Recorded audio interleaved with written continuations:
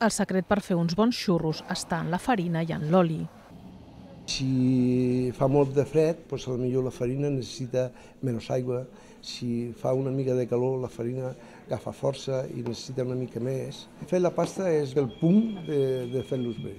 L'oli també té el punt clau de posar-los que es tingui força l'oli perquè falli la capa de que no agafi oli per dins. Després l'oli mantenir-lo ben net.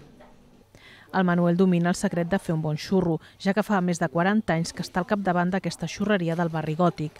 En aquests anys el negoci no ha canviat gaire, en canvi sí que ho ha fet la clientela.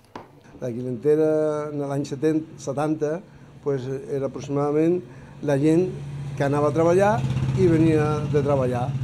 Després, el dissabte o el diumenge, ho menjaven a casa, se portaven un quilo, mig quilo, la família. Era un tipus de clientela molt diferent que és ara.